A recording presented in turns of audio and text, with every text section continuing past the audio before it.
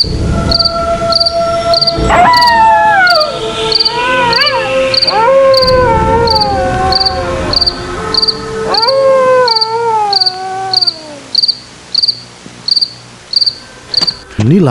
cerita misteri bersambung Minyak Bintang bagian yang ke-8.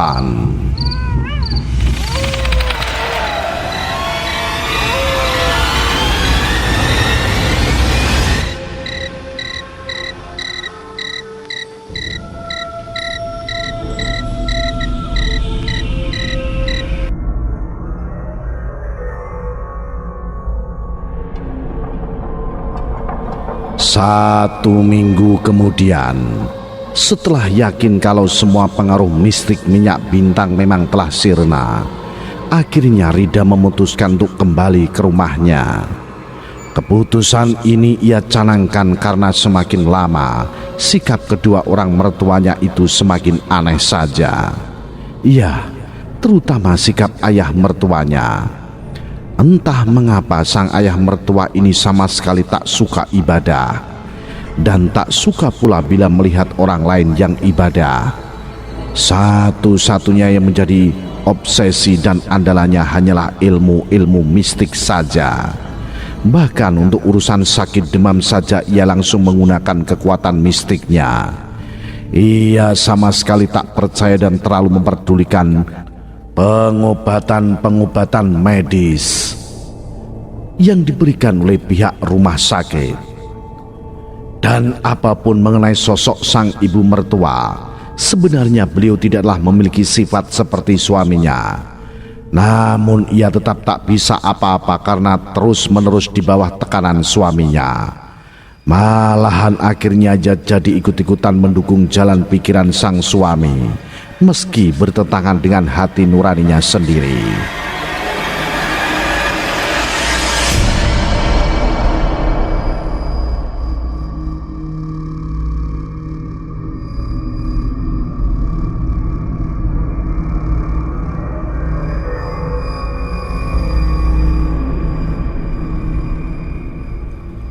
Jadi atas dasar semua itu, Rida semakin yakin ingin kembali pulang ke rumahnya sendiri.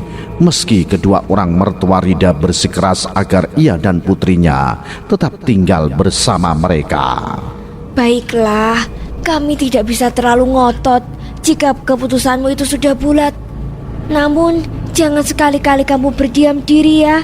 Jika ada terjadi sesuatu seperti kemarin, kamu harus segera datang ke sini ya nak. Ucap sang ibu mertua mengingatkan saat Rida dan putrinya ingin berpamitan. Ya, itu pasti. Tapi kami tak bisa janji untuk mengunjungi kalian setiap saat. Sebab kamu tahu sendiri kalau bapak dan ibu pun sibuk bekerja di ladang. Timpal Pak Andri menambahkan. Iya, saya mengerti. Baguslah kalau begitu. Lalu setelah tak ada lagi yang perlu dibicarakan, Rida kemudian akhirnya benar-benar memutuskan pulang hari itu juga. Jadi setelah percakapan tadi ia langsung berkemas dan segera pamit pergi dari kedua orang mertuanya. Keputusan ini memang terlihat dadakan dan tergesa-gesa. Namun siapa yang tahan bila terus tinggal bersama dengan orang-orang yang tak peduli ajaran-ajaran agama.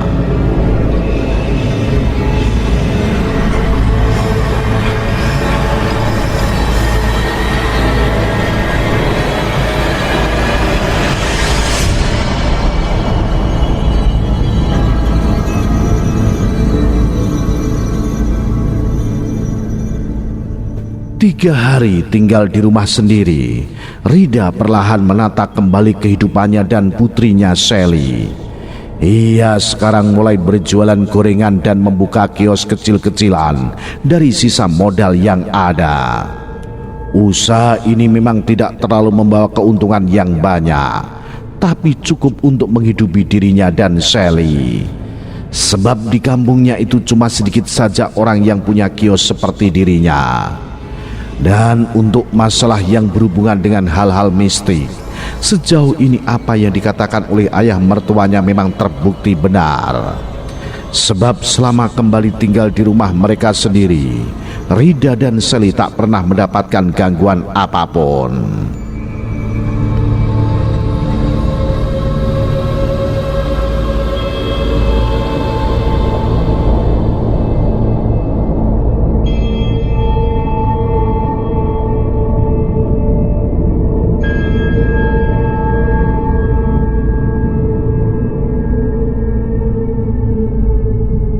Satu minggu berlalu, segala sesuatu benar-benar berjalan lancar dan aman-aman saja, bahkan hampir mencapai 1 bulan.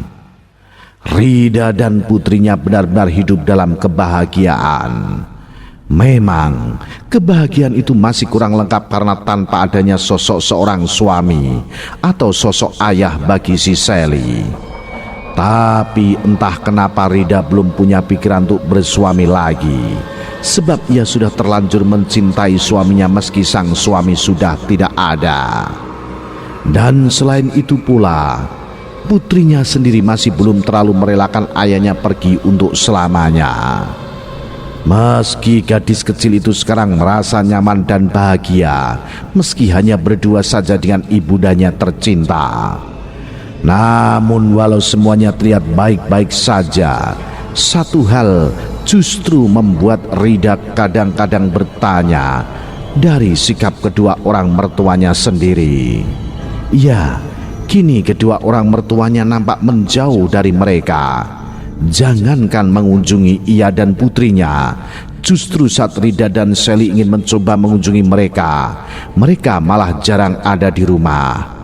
Hal ini terus berlanjut hingga tepat 1 bulan lamanya, yang akhirnya membuat Sally mulai bertanya-tanya. Ma, kakek sama nenek kok belum pernah kesini lagi ya, Ma? Mereka sibuk sayang, nanti kalau ada waktu mereka pasti datang kok. Oh gitu ya, Ma? Iya sayang. Iya, Sally mau minta sesuatu boleh? Minta apa sayang? Kalau mama bisa penuhin boleh saja kok. Gimana kalau nanti tempat tidur kita dipindahin saja, Ma? Loh, kenapa? Dulu Sally sendiri yang pengen ranjangnya di dekat jendela kan? Iya, Ma. Tapi sejak Sally sering cium bau busuk, Sally gak mau lagi yang deket jendela, Ma. Hah? Cium bau busuk yang gimana sih? Dan sejak kapan? Tanya Rida kaget dan bertubi-tubi. Mendapat pertanyaan itu, Sally tak mampu langsung menjawab karena gadis kecil itu masih terlihat kebingungan menyusun kalimat untuk pertanyaan seberuntun tadi. Sally, sejak kapan kamu mencium bau busuk itu? Tanya Rida akhirnya dengan agak pelan dan tak seberuntun tadi. Sudah 3 hari, Ma. Kenapa kamu baru bilang sekarang sih sayang? Soalnya Sally kira itu bau busuk tikus, Ma. Ya sudah, sekarang Sally mandi ya. Setelah itu kita makan. Mungkin kamu benar kalau itu cuma bau busuk tikus. Nanti akan mama periksa. Tukas Rida akhirnya sambil menggiring putrinya menuju ke sumur di belakang rumah. Iya, nampaknya Rida tak mau membahas terlalu jauh lagi tentang hal tadi. Sebab secara diam-diam ia mulai curiga jika hal itu bukanlah sekedar perkara bau busuk biasa. Bisa saja bau busuk itu muncul karena Sally masih belum bisa melupakan kejadian seram yang pernah sama-sama mereka berdua halusinasikan dulu.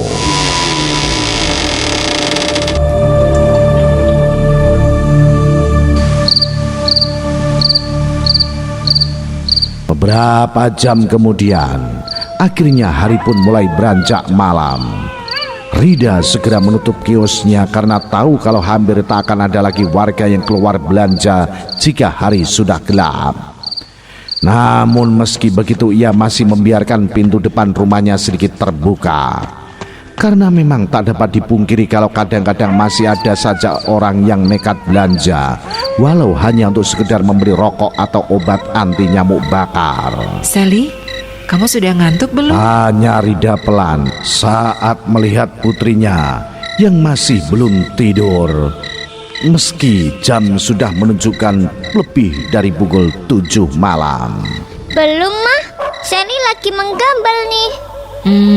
Gambar apaan sih sayang? Tanya Rida lembut sambil mendekat dan melihat apa yang sedang digambar oleh sang putri kesayangannya itu. Gambarin rumah kita. Saut Sally sambil tersenyum bangga.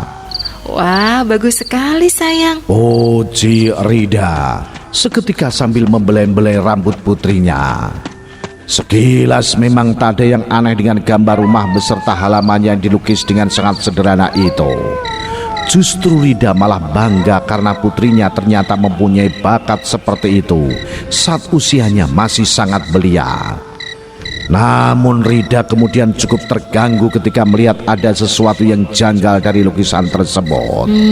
Gambar bayang-bayang hitam yang ada di dekat sumur itu apaan sih sayang? Tanya Rida akhirnya sambil terus memperhatikan gambar yang dimaksudnya tadi. Oh, Sally juga nggak tahu mah. Tapi bayangan itu selalu ada setiap sore saat kita mandi. Saut Sally polos dan juga sedikit bingung. Oh ya, kalau tadi ada nggak? Tanya Rida lagi semakin penasaran. Ada mah. Terus kenapa kamu tidak bilang sama mama? Sally kira mama juga lihat. Mama tidak lihat kok. Tukas Rida sembari terus melihat gambar bayang-bayang tadi yang jika diperhatikan sangat mirip dengan bentuk tubuh manusia. Lalu setelah Sally merasa gambarannya sudah selesai, ia memberikannya untuk sang ibu agar dikasih nilai. Hal ini memang selalu diajarkan Rida karena mengingat putrinya tersebut akan segera didaftarkan ke PAUD.